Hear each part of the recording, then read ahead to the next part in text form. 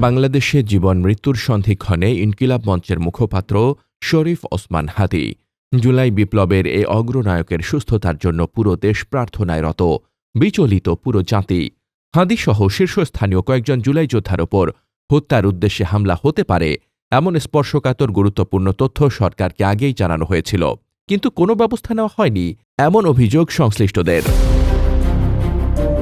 সেপ্টেম্বরে যুক্তরাজ্য প্রবাসী জনৈক আইনজীবী সূত্রে প্রাপ্ত এ সংক্রান্ত তথ্য যথাসময়ে সরকারের গোয়েন্দা সংস্থা সহ উচ্চ পর্যায়ের কাছেও পৌঁছে দেওয়া হয়।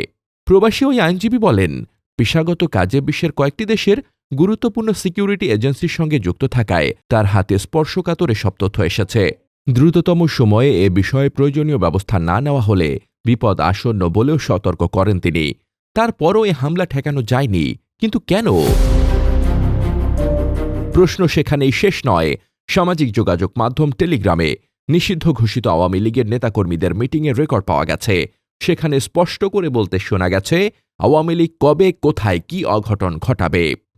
যারা বিএনপি করে, জামাত করে, তাদের উপরে এরকম হামলা করতে হবে, মারতে হবে, তাছাড়া তো কোনো উপায় দেখি না।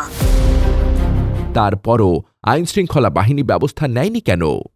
আওয়ামী লীগারদের ওই বৈঠকের পর সামাজিক যোগাযোগ মাধ্যম ফেসবুকে তাদের কর্মীরা ঘোষিত জাতীয় নির্বাচনের সরাসরি বিরোধিতা করেছে, স্লোগান তুলেছে, ইউনুচ্চা তুই ফোট, শেখ হাসিনা ছাড়া কিসের ভোট। এ ধরনের কথা উচ্চারণকারী আওয়ামী লীগ কর্মীরা রাজধানী ঢাকা সহ বাংলাদেশের প্রধান প্রধান শহরগুলোতে আত্মগোপন করে আছে। গণমাধ্যমের খবর অনুযায়ী শেখ হাসিনার সময় বাংলাদেশ থেকে পাচার হওয়া টাকা এ কর্মীদের কাছে পাঠানো হচ্ছে। বিভিন্ন বাহিনীর অনিচ্ছা বা সমন্বয়হীনতার কারণে এসব অপরাধীদের ধরা যাচ্ছে না। এ পরিস্থিতি চলতে থাকলে হাদীর মতো বিপ্লবীদের হতাহত হওয়ার সংখ্যা বাড়বে। পরিণামে বাংলাদেশে নিরাপত্তাহীন পরিস্থিতির সৃষ্টি হবে। জাতীয় নির্বাচন হওয়া না হওয়ার আশঙ্কা বাড়বে।